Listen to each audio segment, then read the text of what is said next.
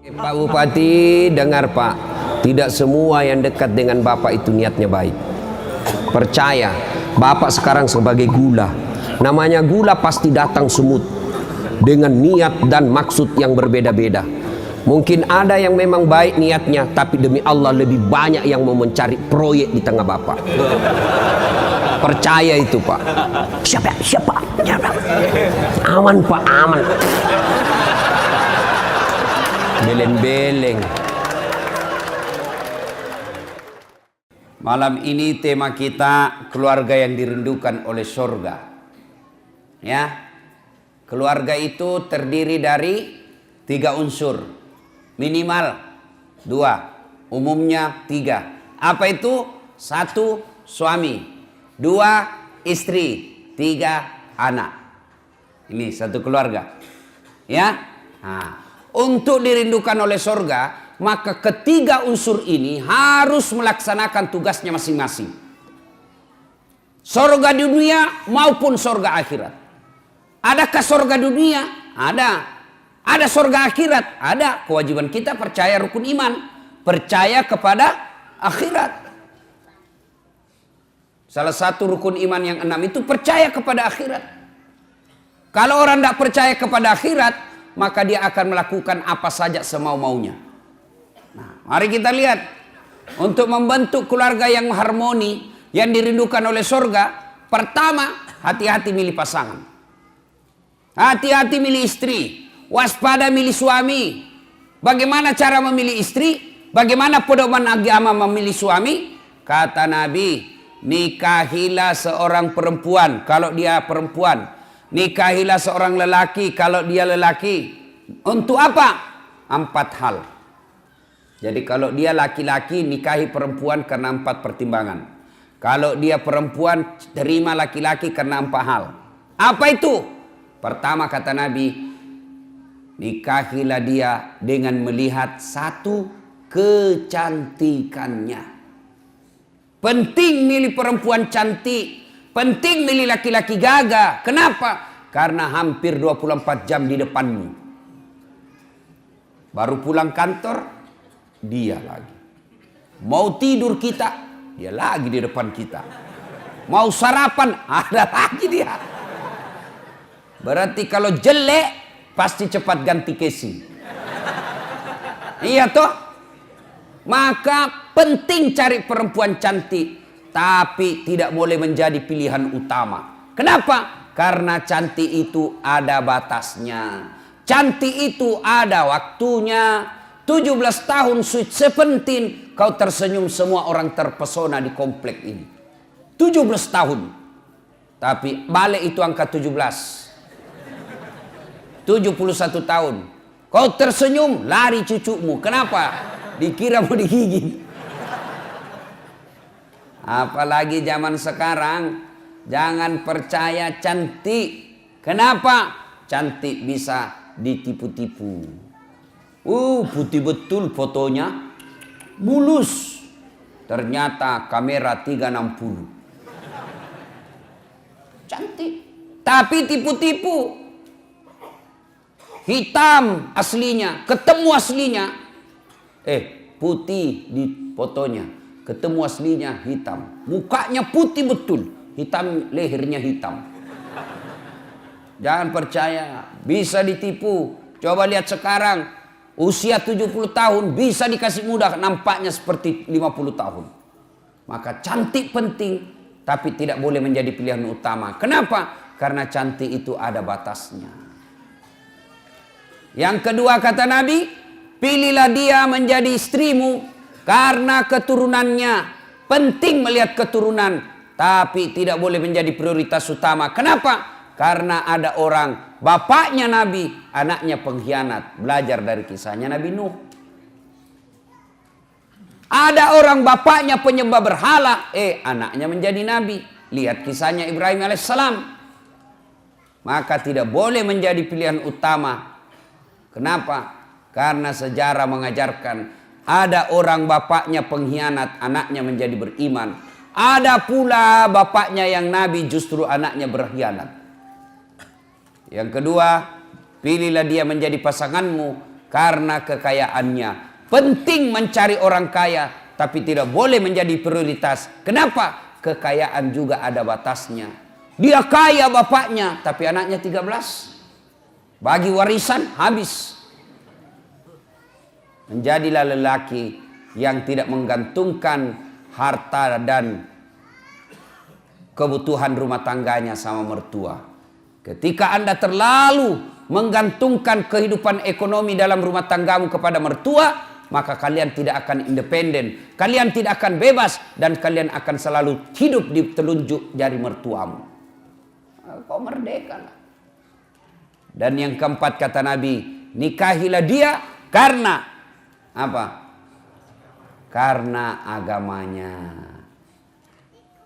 Lalu mahasiswa saya bertanya, Ustadz, kenapa agama nomor 4? Mestinya ke nomor 1. Betul, agama nomor 4, tapi dia tidak titik di situ.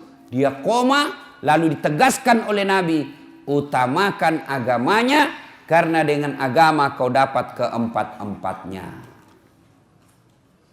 Untuk mendapat, dialah keturunan baik-baik, dia cantik, dia orang kaya, kemudian bagus agamanya. Kumpul empat-empatnya ini, 1000 perempuan belum tentu ada 1. Ada yang cantik mukanya, akhlaknya kesurupan. Ada lagi anak orang kaya, mukanya lagi hancur. Ada lagi keturunan baik-baik, miskin lagi. Untuk mendapat sempurna 4 sangat sulit. Kalau ada di Bengkalis ini, di komplek Duri ini, kalau ada ibu, tolong tunjukkan saya juga masih mau. Jatah kita kan 4 giga bos. Sayang kita dikasih 4 giga, kok cuma pakai 1 kuota weh. Sayang pak, mubasir 3 giga. Iya kan, 1 giga kabur gambar, hilang-hilang sinyal. Tiba-tiba haid, hilang lagi sinyalnya.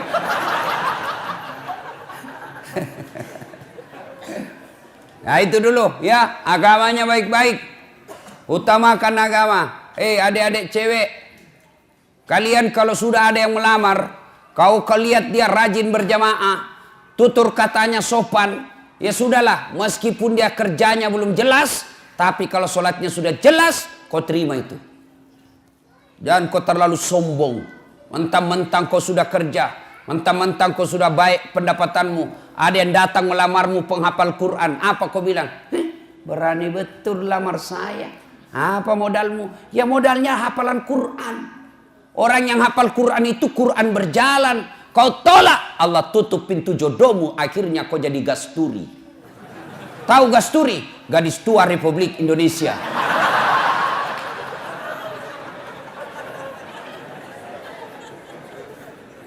Bapak-bapak, nih bapak-bapak yang punya anak gadis.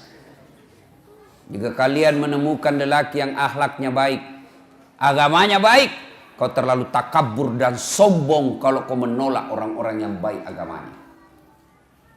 Rezeki Allah yang ngatur. Jangan kau jadikan bahwa orang nanti bahagia dalam rumah tangga kalau banyak duitnya. Kalau duit yang membuat orang bahagia, semestinya tidak ada orang kaya yang berantakan keluarganya.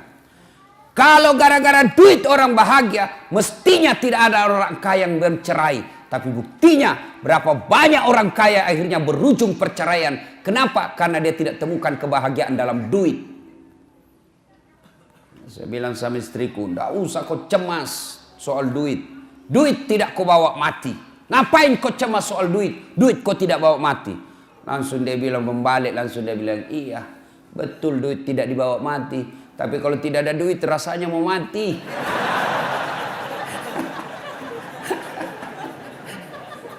Salatullah salamullah ala toha Rasulillah. Salatullah salamullah ala yasin. Alhamdulillah. Kalau mau keluarga bahagia yang dirindukan oleh surga, mulailah dari memilih pasangan. Keturunan baik-baik juga harus kita lihatnya, tapi tidak boleh menjadi prioritas dan menjadi ukuran yang mutlak. Tapi yang kata Nabi, utamakan agamanya. Kalau agamanya baik, meskipun mukanya tidak cantik, tapi akhlaknya yang baik, maka memperbaiki rasa wajah dilihat.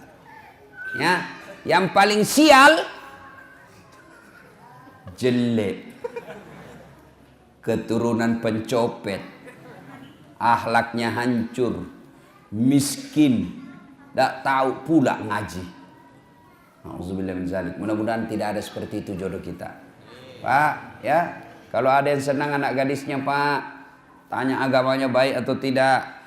Gimana cara melihatnya? Gampang. Gimana caranya? Ada anak kita yang senang, panggillah dia jam 5. Nah, kau datanglah jam 5 sore ya.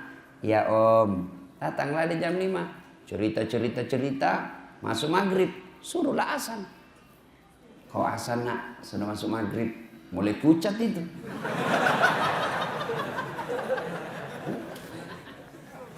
Sudah asan, nah, suruh imam sholat. Nah, sekalian kau imam sholat maghrib. Sebentar lagi kau akan menjadi imam bagi anak saya. Saya kau mendengar, gimana kau imam?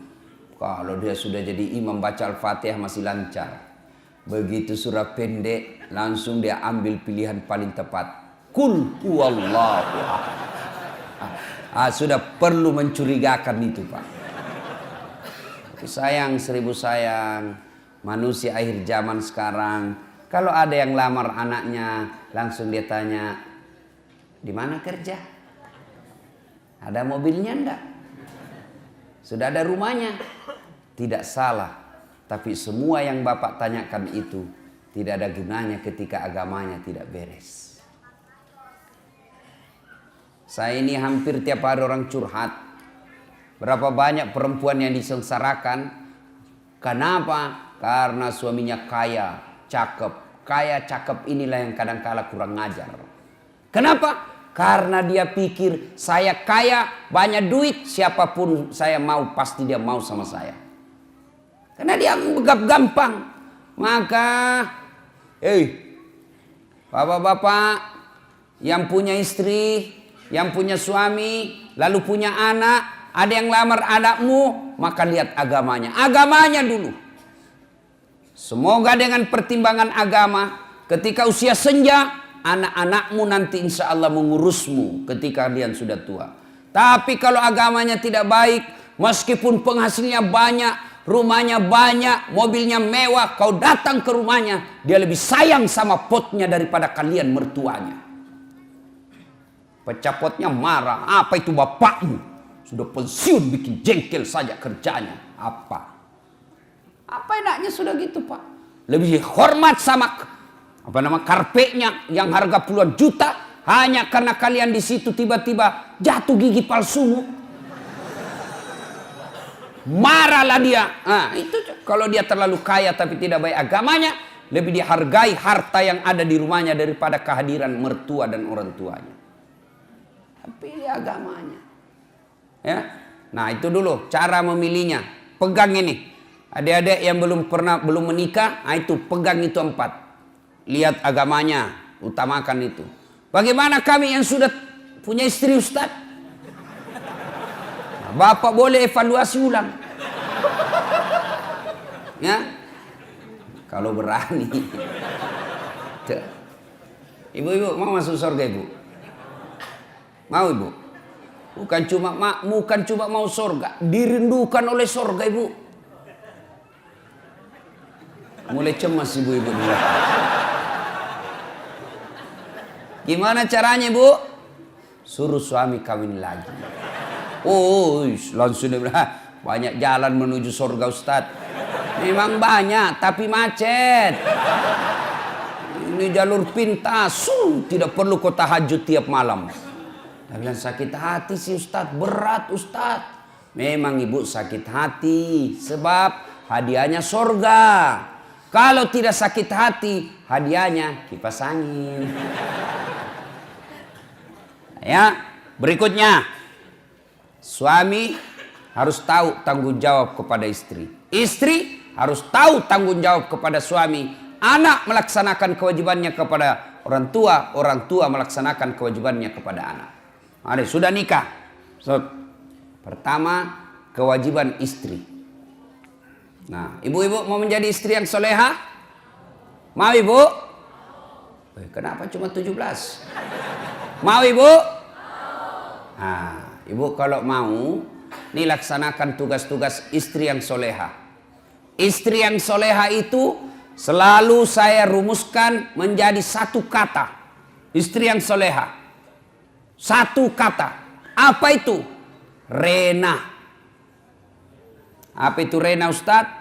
Singkatan dari R, E, N, A, H. Rena. Apa itu Rena, Ustadz? Satu, ramah. Maka istri yang soleha bertutur kata yang sopan santun kepada suaminya. Bicaranya santun, ngomongnya sopan, maka itulah istri yang baik. Ibu, ketahuilah, tidak ada suami yang senang ketika dikasari sama istrinya. Meskipun istrinya lebih banyak penghasilannya, meskipun istrinya lebih tinggi pendidikannya, meskipun istrinya lebih tinggi status sosialnya, tapi suami merasa saya lakimu, saya suamimu, saya kepala rumah tanggamu, tolong hormati saya. Makanya kadangkala kalau laki-laki sudah marah, dia kadangkala bilang, saya tahu uangmu banyak, saya tahu kau orang tua mau orang kaya, saya tahu gajiku tidak seberapa, tapi tolong hargai saya sebagai suamimu. Tuh laki-laki. Maka ibu, kalau kamu dapat kasih sayang suamimu, tolong hormati. Salah satu cara menghormatinya, jangan kau bicara kasar sama suamimu. Alangkah bahagianya seorang suami, datang istrinya, datang suaminya cari nafkah, disambut dengan kalimat dan sopan santun. Assalamualaikum kakandaku Arjunaku. Waalaikumsalam adindaku Sri Kandiku. Bagaimana kabarmu bang selama hari ini? Capek deh, meskipun engkau capek, aku akan membuatmu bahagia di dalam. Silahkan masuk bang. Ini tidak, kita baru pulang muka cemberut. Baru datang suaminya langsung dituju. Dari mana kau terlambat lagi nih? Tadi saya telepon kau tidak mau. Dari mana kau? Bagaimana kita tidak cepat mati? Ya, Bu. Maka ketika kita mendapat istri yang sopan berbicara, itulah surganya dunia. Bapak senang enggak perempuan yang kasar? Mana ada mau, Pak? Kan kita senang yang lembut-lembut bicara. Kita pas pulang tunduk-tunduk capek. Waduh capek betul. Hari ini keras sekali perjuangan di kantor. Maka istrinya membahagiakannya. Sabar bang. Memang begitulah cari nafkah. Mudah-mudahan capek itu akan menjadi pemberat timbanganmu di akhirat kelak. Meskipun kerjamu berat, tapi saya tetap meringankan segala kewajibanmu di dunia ini. Enak perasaan kita, Pak. Baru kita datang, capek di pasar rugi, di jalan macet, panas lagi. Baru kita datang, dia bilang, memang kau bego. Dagang kau rugi, bawa mobil tabrakan. Enggak ada, bego. Hancur kita punya harga diri. Dibego-begoi sama istri.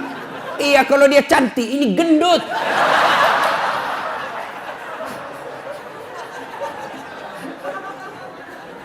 Ya. R, ramah.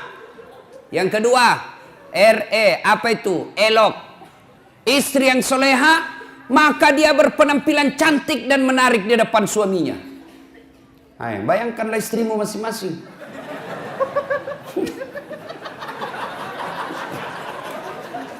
Cantik dah kalau kau di rumah. Saya lihat perempuan akhir zaman sekarang. Kalau dia mau pergi pengantin, cantik memang Pak. Harumnya itu. Masih kita 2 meter sudah tercium. Walisnya di racing.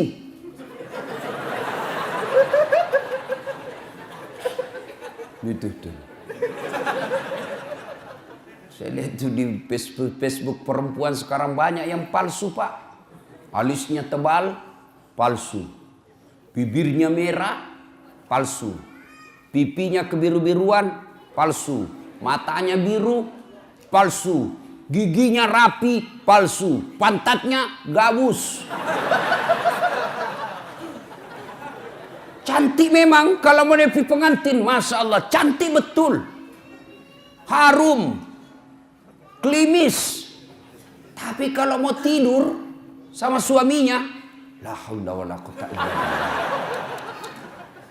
Kan kita ini membayangkan di kantor capek, berpikir kita di jalan macet, kita berharap mudah-mudahan sampai di rumah kita dilayani dengan baik. Perempuan yang kita akan datangi membuat kita senang. Sampai di rumah dilihat istri di depan rumah pakai daster, kelihatan tali BH, dikasih tahu baru turun kita dari mobil. Istri saya kok kayak gini. Iya tuh, ditegur, kelihatan itu tali BH-mu, dilihat semua orang. Apa dia bilang? Jangan lihat BH-nya pun, yang penting rasanya, bos. Ya, halo ibu, ibu, woi, mau ndak dirindukan surga? Maka ketika kau tidur berpakaianlah yang cantik. Itu dalam sebuah hadis Nabi jelaskan, malaikat mendoakan wanita, misalnya ibu dandan sebelum tidur, maka malaikat mendoakan sepanjang tidurnya ibu, ya Allah, rahmati wanita ini karena dia berdandan untuk menyenangkan hati suaminya. Itu didoakan sepanjang malam. Ayo ibu terpraktek sebentar. Mau tidur kau seksi sebentar. Kalau perlu pakai baju renang.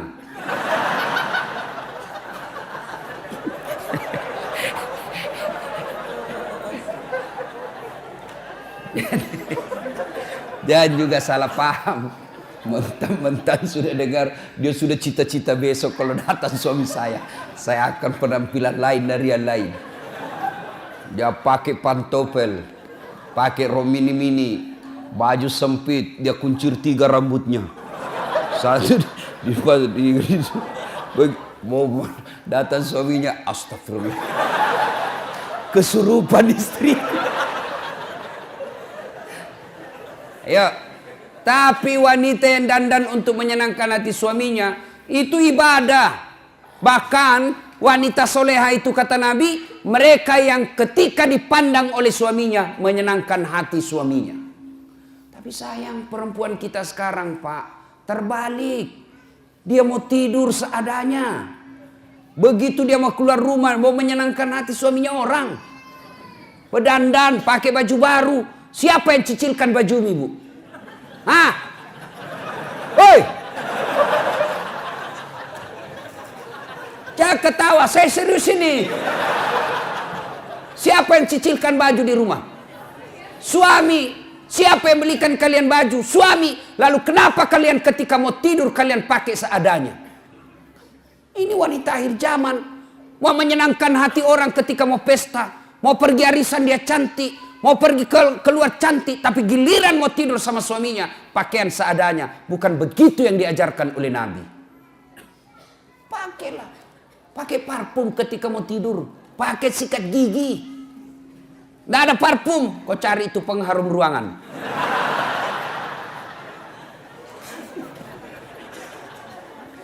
R-E-N. Apa itu N? Nikmat. Istri yang soleha pandai memasak makasakan kesenangan suami. Sayang 1000 sayang, wanita zaman sekarang mereka tidak mau belajar masak. Mereka tidak mau belajar masak.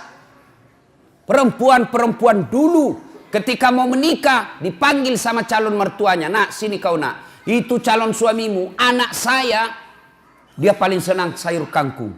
Besok dia marah, nih begini caranya, ini yang kau bikinkan, ini masakan kesenangan anak saya.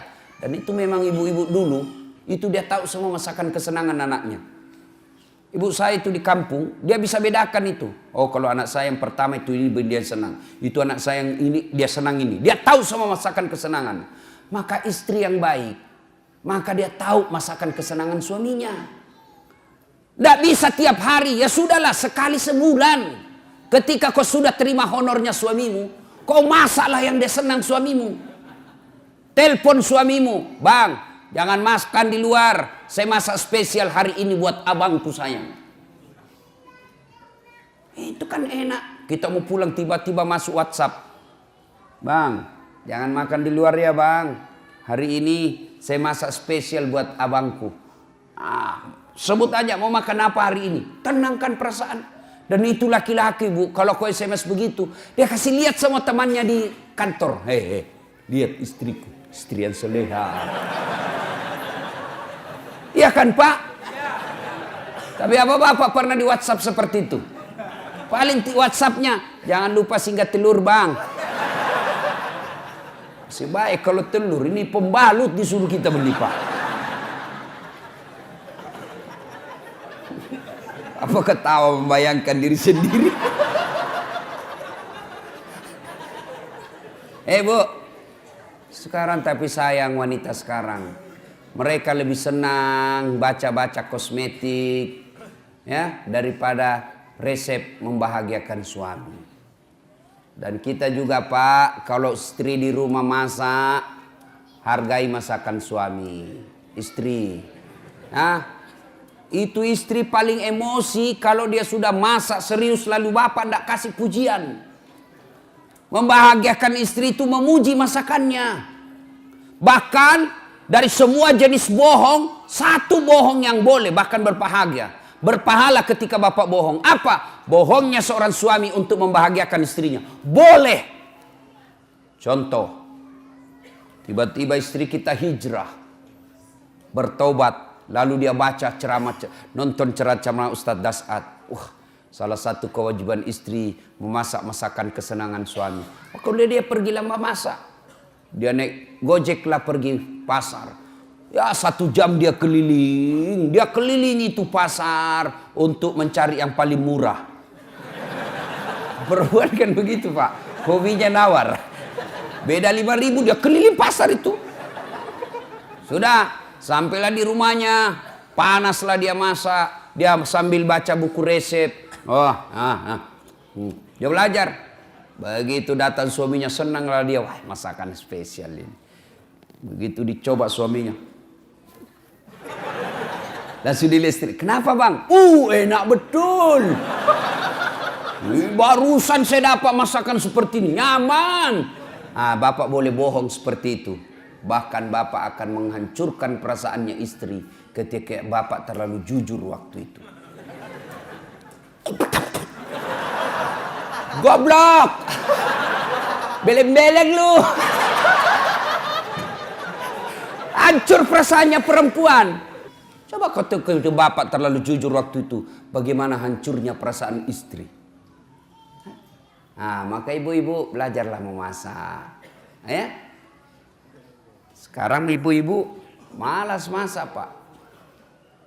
Dia lebih senang go food.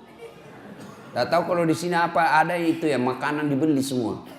Itu kalau kota-kota besar Pak semua dibeli. Sambal terasi pun yang sudah diulek-ulek dibeli Pak. 10.000. Semua dia beli. Lalu ibu bertanya, Ustadz, dosa enggak? Saya bilang selama suamimu ridha, tidak keberatan, tidak berdosa. Tapi ingat, tidak ada pahala yang bisa kau kumpul untuk masuk surga. Tidakkah ke pasar berkeringat itu pahala? Tidakkah mengulek-ulek itu kalian capek pahala? Tidakkah Anda ibu memasak itu pahala? Ketika proses itu tidak kita alami, proses membeli ke pasar, proses mengupas, proses memasak, proses menggoreng, tidak ada semua proses itu, maka tidak ada pahala yang kalian dapat. Dan ketika pahala Anda tidak ada, maka apa harapanmu masuk ke dalam surga? Apakah orang masuk surga karena tidak punya dosa? Ibu-ibu, apakah orang masuk surga karena tidak punya dosa? Kalau orang masuk surga tidak punya dosa, maka tidak ada isinya surga kecuali Muhammad sallallahu alaihi wasallam.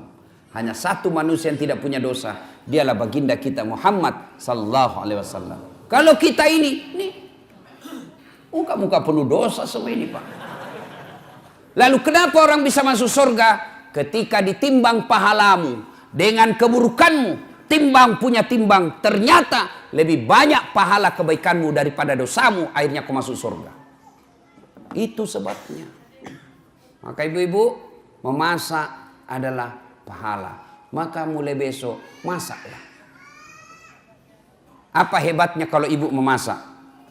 Apa hebatnya kalau ibu-ibu memasak di rumah? Satu, jelas halalnya. Ibu masak jelas halalnya. Masakan di luar belum tentu halal. Ayam potong, hati-hati. Banyak ayam potong yang mungkin bangkai. Banyak ayam potong yang mungkin tidak halal. Kenapa? Karena yang memotong bukan orang Islam. Banyak ayam potong barangkali haram. Kenapa? Karena dipotong bukan atas nama Allah. Pernahlah saya melihat orang ayam potong, Pak. Dia potong ayam, tidak dia baca basmalah. Kan itu kalau orang potong ayam 1 ekor, 1 basmalah. Bismillahirrahmanirrahim. Ambil lagi, bismillahirrahmanirrahim. Ini penjual ayam potong, dia potong ayam 30, Pak. Dia cuma bilang bismillahirrahmanirrahim kali 30. Tidak boleh, bos. 1 ekor 1 bismillah. Hai Bapak, saudara-saudara sekalian. RENA. Sekarang A. Apa itu A? Anggun. Istri yang soleha, cerdas. Ibu-ibu belajar. Kalau ibu tidak belajar, siapa yang didik anak? Ibu bahkan repot ketika ibu tidak punya pendidikan agama. Bagaimana cara mentransfer ilmu agama ke anak kalau tidak ada yang kita transfer? Ada ibu ditanya sama anaknya, "Mak, kenapa tahun lahirnya Nabi disebut tahun gajah?" Apa dia bilang mamanya? "Karena bukan tahun kambing, Nak."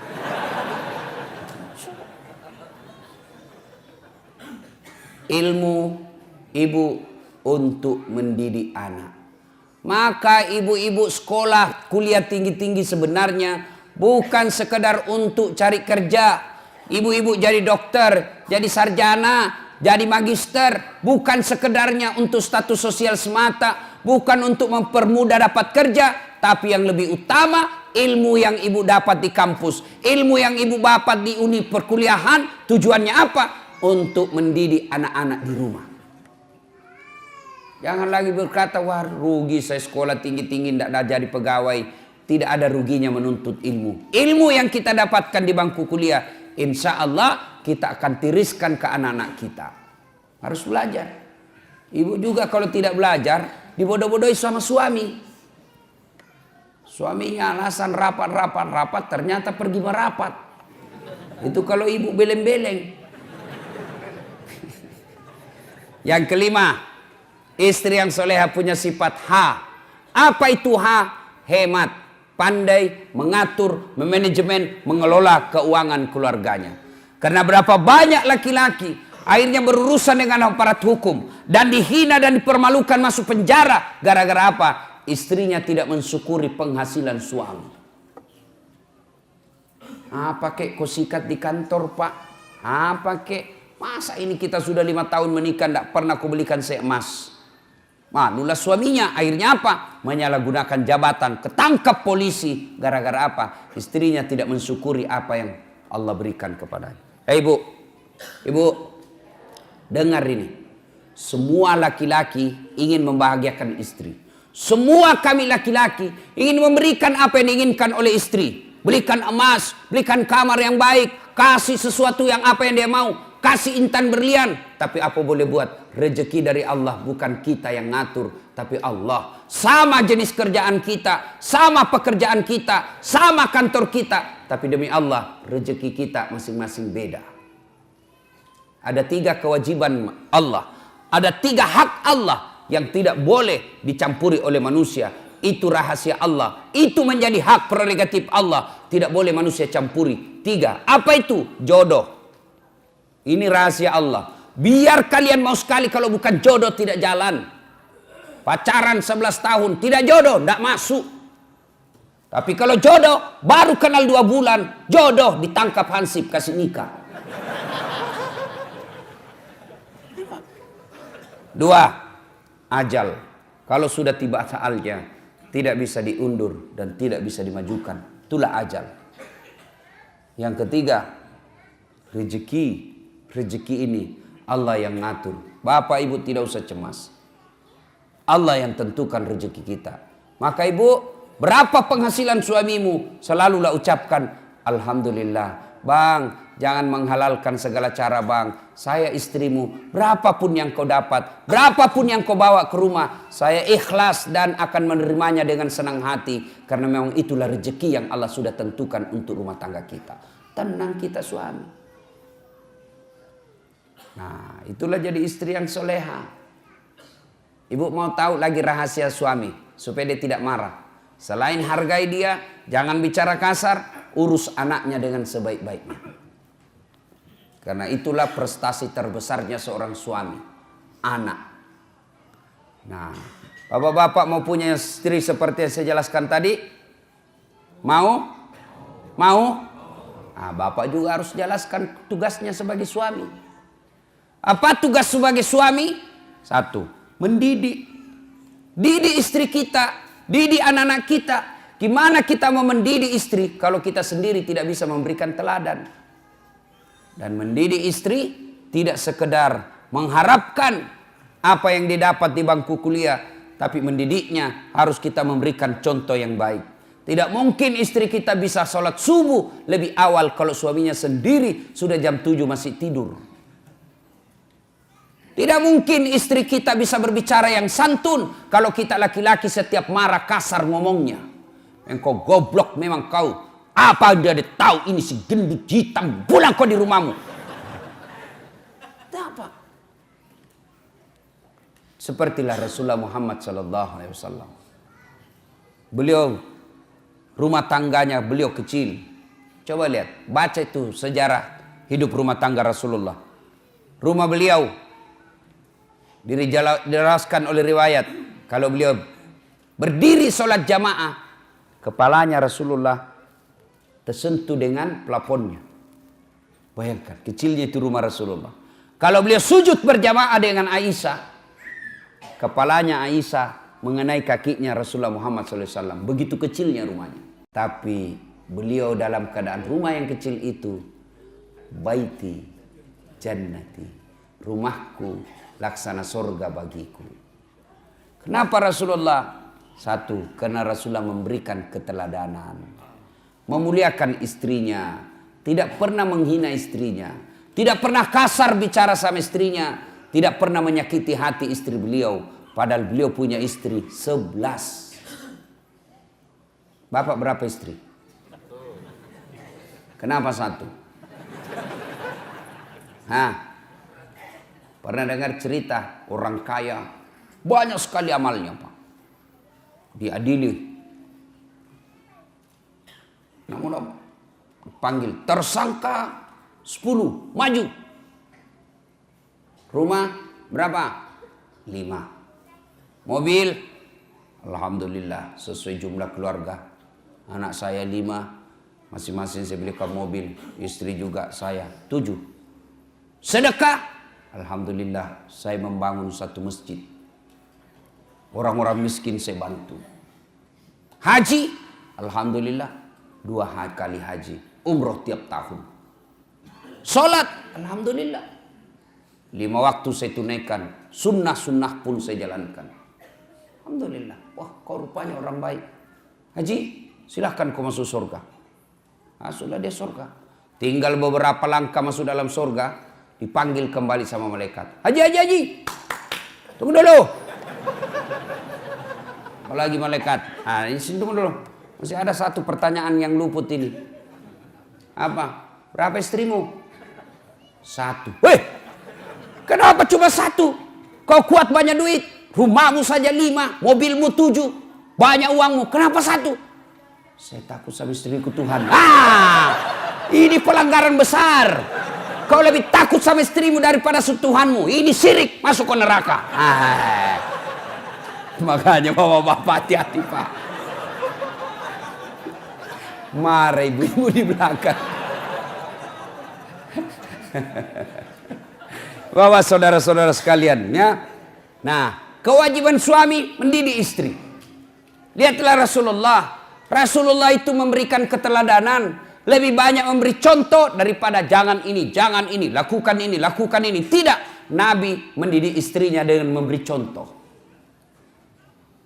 Kalau bapak berkehendak istri rajin sholat, maka bapak beri contoh tidak pernah menelaikan sholatnya.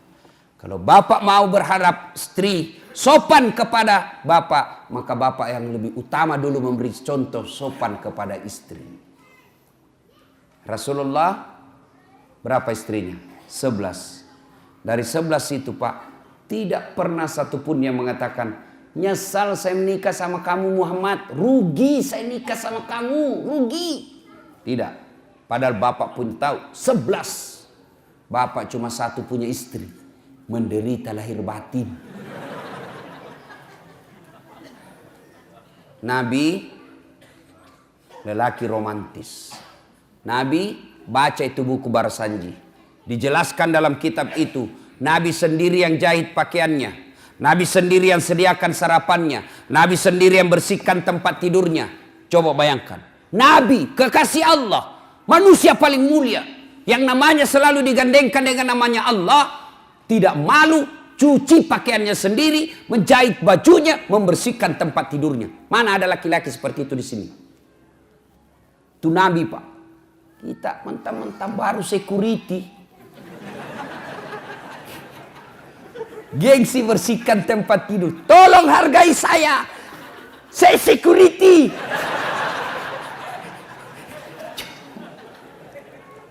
Itulah Rasulullah, tidak malu bersihkan tempat tidurnya.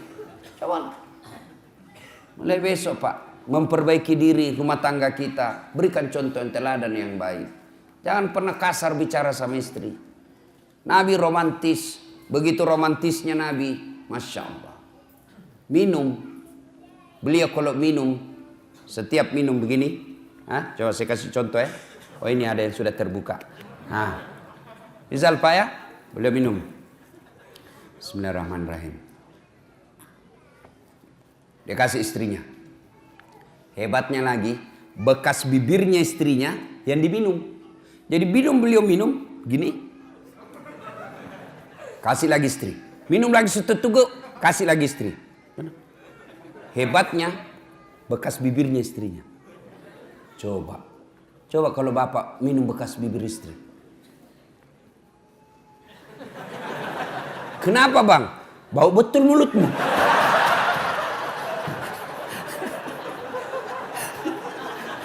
Salatullah, salamullah, ala toha Rasulillah. Salatullah, salamullah, ala yasin. Alhamdulillah. Berikutnya, sudah punya suami, punya istri, hamil, melahirkan anak. Kewajiban bersama antara orang tua kepada anaknya. Apa kewajibannya? 1, lahir anakmu, kasih nama yang baik. Nama yang baik nama artis? Bukan. Nama yang baik nama selebriti? Bukan. Nama yang baik, nama yang ada doa dan harapan kebaikan di dalamnya. Kasihlah nama-nama sahabat Nabi. Nah, saya kasih kau nama Khalid. Ini Khalid, salah satu sahabat Nabi yang menjadi panglima perangnya Umar bin Khattab, dibawa ke pemimpinan komandonya Khalid bin Walid. Tidak pernah satu kali pun perang yang dia pimpin kalah. Inilah Khalid, saya mau kau nanti menjadi besar panglima orang Islam yang membela agamamu. Nih, saya mau kau seperti Khalid. Nah, lahir anaknya perempuan besar. Nah, saya kasih kau nama Sumayyah.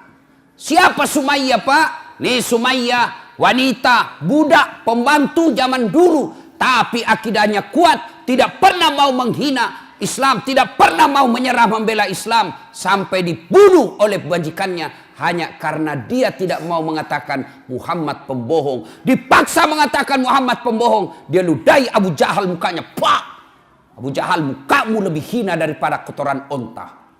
Marah Abu Jahal, dia tikam Sumayyah, meninggal. Manusia pertama mati syahid bukan laki-laki. Sumayyah, saya mau seperti kau bela agamamu. Sumayyah. Jangan kasih nama artis. Apa artis? Iya kalau baik akhlaknya. Coba lihat artis-artis kita sebagian. Ramadan dia pakai kudung. Ramadan dia nangis-nangis, Pak. Selesai lebaran telanjang lagi pakaiannya. Mau anak-anak kita menjadi orang munafik seperti itu? Saya mau kasih kau nama siapa, nak? Lionel Messi. Supaya kau jago main bola. Apa jago main bola sampai sekarang saja PSSI selalu ribut? Kasih nama-nama baik-baik, Pak. Jangan lagi berkata apa arti sebuah nama. Bayangkan seandainya tidak ada nama semua di sini, Pak. Terutama kalau pilih caleg. Gimana memilih caleg kalau tidak ada namanya? Pilih saya, siapa? Anu. Pilih saya, siapa? Anu. Ini repot, Pak. Nama adalah simbol dalam ilmu komunikasi. Begitu Bapak dengar nama Dasat Latif, pasti apa yang ada di benak Bapak? Oh, Ustaz beleng-beleng. Ya kan? Itu simbol. Simbol. Nama dalam Islam, nama adalah doa, nama adalah identitas. Coba. Saya kasih kau nama, nak. Mutmainnah. Apa artinya mutmainnah? Jiwa yang tenang. Maka setiap orang memanggilnya mutmainnah, wahai kau jiwa yang tenang. Orang doakan. Kalian juga ini untuk seingat. Kalian yang punya nama Muhammad, jangan kau hina itu nama. Kalian yang punya nama Muhammad tapi sifatmu menghina Muhammad, kalian akan tanggung jawab nanti di akhirat. Marah itu yang menyandang nama Nabi. Dan ketika kalian cinta kepada Nabi, nama Muhammad jangan kalian tulis ringkas-ringkas. Namamu misalnya Faisal. Muhammad Faisal. Kau tulis M Faisal. Apa itu M? Makan. Mandi. Lencret. Jangan kau ringkas itu. Itu manusia mulia. Tulis panjang-panjang. Muhammad. Jangan kau tulis M Faisal. Lebih Faisalnya kau ringkas. Muhammad F. Jangan F Faisal. M Faisal. Lebih kau Muhammad F. Panjangin tulis itu. Manusia mulia itu. Jangan ringkas-ringkas nama. Penting jangan seperti mahasiswa saya. Dia tulis namanya. W. Taufik. W. Yang betul namamu itu tulis. Jangan kau ringkas-ringkas. Tulis itu. Tidak muat apa saya Ustaz? Tulis. Tidak muat. Weh, benar ternyata memang panjang, Pak. Apa itu W Taufik? W. Ternyata kepanjangannya wabillahi taufik wal hidayah. Assalamualaikum.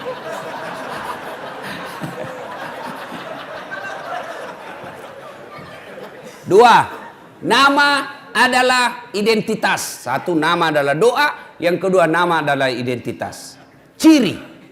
Coba Pak. Kalau Bapak sebut nama, minimal saya bisa 2 tahu. Coba Bapak sebut nama. Nah, misal Bertus Ginting. Biasanya non muslim ini Pak. Iya toh? Iya. Dari nama saya bisa tahu. Muhammad Iqbal pasti Islam. Bertus Ginting, non muslim. Yang kedua, suku. Dari nama saya tahu sukunya ini siapa. Siapa namamu? Ambot Dalle. Bugis. Ini tidak mungkin Ambot Dalle Jawa, tidak mungkin. Tidak mungkin. Paling kalau Jawa Margono, Jokowi. Jawa itu. Susilo Bambang Yudhoyono. Jawa Pak. Kalau Ambot Dalle Bugis. Tidak mungkin. Siapa namamu?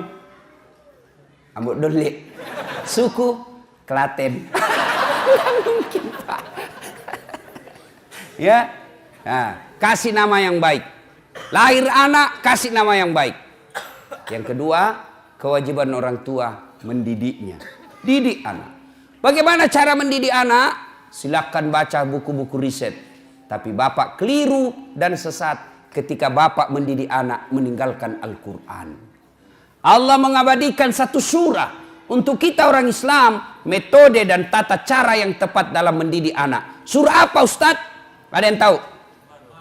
Ada yang tahu? Coba, saya kasih hadiah. Ayo, angkat tangan. Siapa yang tahu? Saya kasih hadiah. Siapa? Ayo, mana? Ayo. Anak muda. Siapa? Surah apa? Angkat tangan, sebut, naik ke sini. Nah, Bapak, Pak. Surah, ayat. Karena Bapak lupa ayatnya cuma 50, Bapak hadiah. Hadiah. Siapa yang tahu surah apa? Ya kan sudah ditahu surah Luqman. Ayat berapa? Ayo Bapak. Ayat 12 sampai? Pokoknya ayat 12 sampai dan seterusnya. Ini hadiahnya Pak. Coba Pak. Lain-lain itu rasanya uang Ustadz Pak. Ya, tapi ada anak muda yang bisa? Ya, ada. Surah berapa? Luqman ayat 12 sampai? Kau bukalah. Supaya Bapak berhenti penasaran, buka nanti. Mulai dari surah Luqman ayat 12 dan seterusnya. Bagaimana Al-Quran mendidik anak? Di situ, ya bunayya la tusrik billah. Wahai anakku, jangan kau menserikatkan Allah. Itu dulu ajarkan anak-anak kita. Bagaimana cara mendidik anak yang masih kecil, usia 2 tahun, 3 tahun. Bagaimana cara mendidik anak? Biasanya anak-anak kita senang dengan lagu, maka perkenalkan agama tauhid dengan lagu-lagu. Dengan lagu apa? Lagunya Umi Rama. Katakan Tuhan itu satu. Itu lagunya Umi Rama. Kasih lagu-lagu yang Islami. Topi saya bundar, bundar topi saya. Kalau tidak bundar, bukan topi saya. Ya pastilah karena kepala kita bundar. Gantilah itu lagu. Tuhan saya Allah, Allah Tuhan saya. Kalau bukan Allah, bukan Tuhan saya. Itu akidah. Banyak Tuhan. Ada Tuhan Siddhartha Gautama, ada Tuhan Sang Buddha, ada Tuhan Yesus Kristus. Tapi kita orang Islam, Tuhan kita Allah. Tuhan yang saya sebut tadi bukan Tuhan orang Islam. Tuhan kita Allah. Siapa itu Allah? Pencipta alam semesta. Jelas. Ibu-ibu dulu kan bagus-bagus lagunya mendidik anak. Masuk bulan Maulid seperti ini, dia lagu-lagu Maulid. Pada zaman dahulu kala, pada zaman jahiliyah, lahirlah seorang Rasul yang terakhir dan mulia. Anaknya bertanya, siapa ya mak? Nabi terakhir mak. Dan lanjut laginya, Nabi Muhammad namanya. Terus siapa nama ibunya mak? Siti Aminah ibunya. Bapaknya siapa mak? Abdullah nama ayahnya. Di mana tinggal? Di Dumai atau Bangkalis? Madinah tempat tinggalnya. Oh gitu ya mak. Terus gimana lagi dong mak? Setelah dewasa diangkat menjadi rasul. Siapa yang angkat mak? Vice President atau security? Oleh Allah yang kuasa. Allah itu siapa mak? Pencipta alam semesta. Itu dulu tuh ibu-ibu dulu. Masuk lagi bulan Rajab, bulan Isra Mi'raj, lagu lagi. 27 Rajab Nabi Muhammad diisrakan dari Masjidil Haram ke Masjidil Aqsa. Tuh ibu-ibu lagu dulu. Begitu suaminya sakit-sakit dan tua-tua, dibelai-belai rambutnya sambil menyanyi lagi. Bila Israel.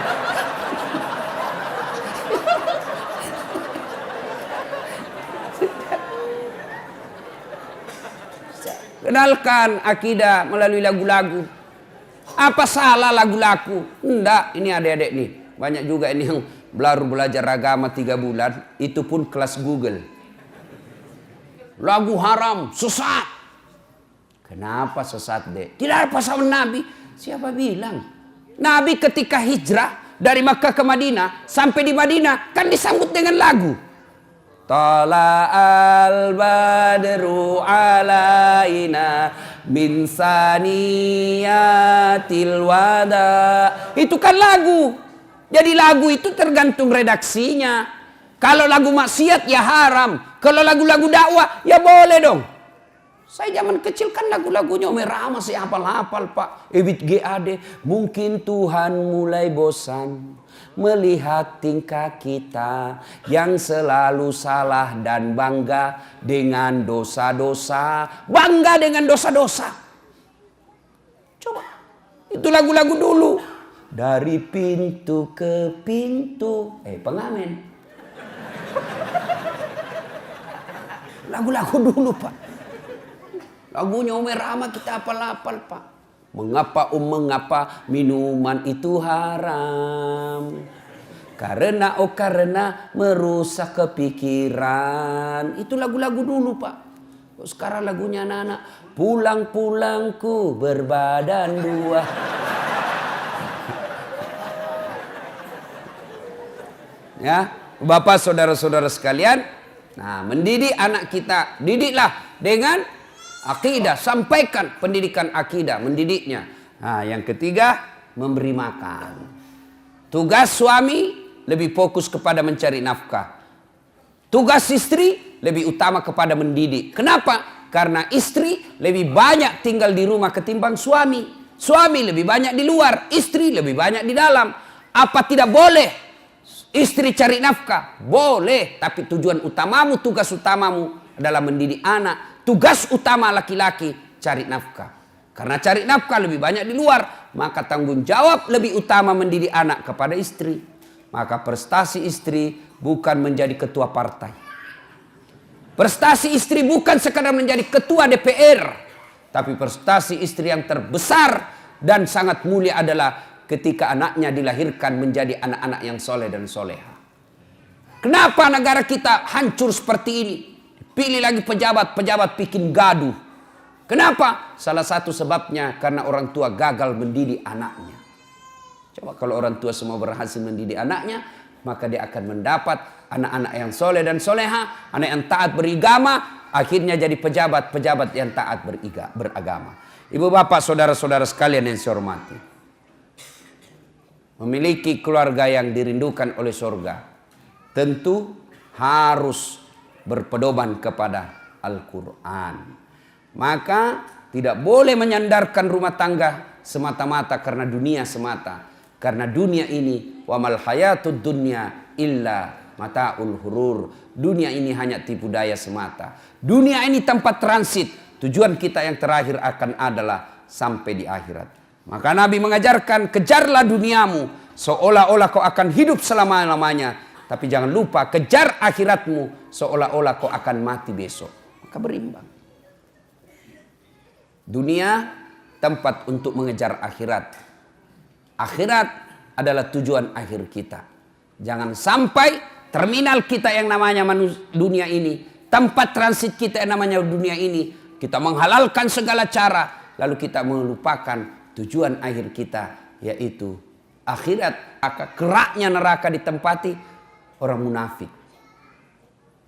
Innal munafikina fid-darkil asfali minan nar. Sesungguhnya tempat orang munafik itu ada di keraknya neraka. Siapa orang munafik? Ada 3 karakternya orang munafik. Dipercaya dia khianat, berbicara dia bohong, kemudian berjanji dia dusta. Nah, kita lihatlah ini. Waktu kampanye banyak janjinya. Pilih saya. Kalau kau pilih saya, telepon saya 24 jam. Begitu dipilih dia ganti nomor HP-nya. Kau akan menjadi bahan bakar api neraka. Karena ada orang begitu, Pak. Kasihan. Dia pikir dunia ini adalah tujuan akhirnya. Jadi pejabat-pejabat pengkhianat. Jadi pejabat-pejabat yang korup.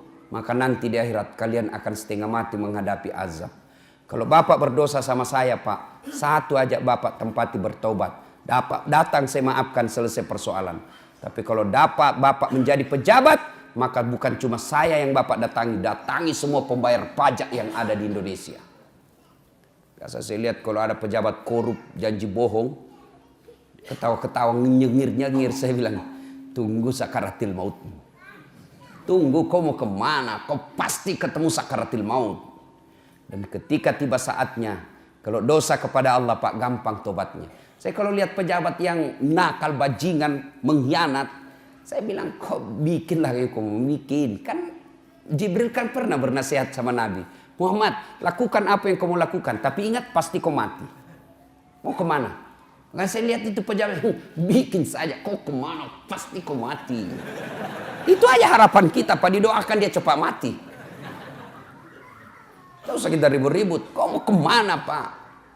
Bapak dosa sama saya. Dosa kepada Allah gampang. Andai saja boleh kau memilih dosa. Dosa kepada Allah dengan dosa kepada tetanggamu. Dosa kepada rakyatmu. Lebih kau dosa kepada Allah. Kenapa? Dosa kepada Allah gampang tobatnya. Dosa kepada manusia susah tobatnya. Dosa kepada Allah, menyesal, mengakui, tidak ulang, ganti dengan kebaikan, selesai urusannya. Tapi kalau sama manusia, Bapak harus datang minta maaf sama yang Bapak pernah sakiti. Jadi bupati-bupati pengkhianat, seandainya dilihat itu, Pak, tanggung jawabnya sebagai pemimpin, tidak ada orang mau ikut pilkada, Pak. Susahnya jadi pemimpin, Pak. Di satu kabupaten ada yang menjual khamar dan orang pejabat tahu, maka semua dosa-dosa di situ dia tanggung itu pejabat. Kalau dosa kepada Allah gampang. Tapi kalau dosa kepada manusia, Bapak harus datang kepada seluruh rakyat minta maaf. Bukan cuma itu, kalau berkaitan dengan uang negara yang kau salah gunakan, kembalikan itu uang. Selama uang hasil jarahan itu kau ambil, selama itu tobatmu tidak diterima Allah. Dan pada saatnya nanti tiba, kita diadili, disuruh pikul itu mereka yang pernah mencuri uang negara. Misalnya pernah korupsi 2 miliar, disuruh pikul itu, Pak, 2 miliar. Kita lewat, ternyata rumahnya mewah hasil rampok. 2 miliar, dia bilang anak mahasiswaku, sedikit itu 2 miliar Ustaz, dikantongi aja kalau dolar Singapura. Saya aku bayangkan dolar Singapura, memang kau bisa kantongi 2 miliar dolar Singapura, tapi uang koin. Tapi itu uang koin 2 miliar, berapa karung kau pikul cilaka. Nah, ibu bapak, saudara-saudara sekalian, semoga Allah Subhanahu wa taala menjadikan kita penghuni surga. Surga di dunia dan insya Allah surga di akhirat. Inilah tausiah kita, mudah-mudahan ada manfaat. Terima kasih kepada panitia yang telah berupaya mendatangkan saya berkomunikasi secara kontinu dan tidak henti-hentinya agar saya bisa datang ke tempat ini sehingga saya bisa bertemu dengan Bapak Ibu sekalian. Alhamdulillah senang bisa berjumpa dengan bapak-bapak. Cuma kadang-kala yang membuat saya agak tidak enak mendengarnya, kalau begitu dilihat dia bilang, ternyata aslinya kecil. Bilang aslinya gagah. Mudah-mudahan ada manfaat. Sebelum kita akhiri, mari kita berdoa pada Allah Subhanahu wa taala. Mohon izin mengirimkan suratul Fatihah kepada Rasulullah Muhammad sallallahu alaihi wasallam, khasiat dan keutamannya. Mohon keikhlasan untuk almarhum bapak saya. Ila hadratin Nabi Mustafa Muhammad sallallahu alaihi wasallam, summa hususil ruhil almarhum Abdul Latif bin Syapo. Al-Fatihah. Bismillahirrahmanirrahim.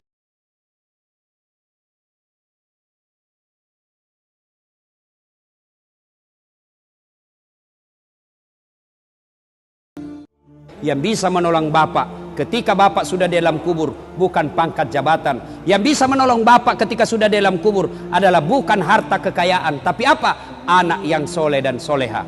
Maka salah satu cara agar anak kita menjadi soleh dan soleha, pelihara dirinya dari makanan dan minuman yang haram. Alhamdulillah, bapak subuh ajak anaknya ke masjid. Ajak anaknya ke masjid. Tidak boleh kita biarkan. Jangan sampai kita husu berjamaah di masjid, anak kita di jalan keluyuran, anak gadis kita dibonceng cowoknya dan kita tidak peduli. Maka demi Allah, orang tua seperti itu sebelum anaknya masuk neraka, ku ampusakum wa akhlikum nara. Orang tuanya dulu masuk neraka, baru anaknya.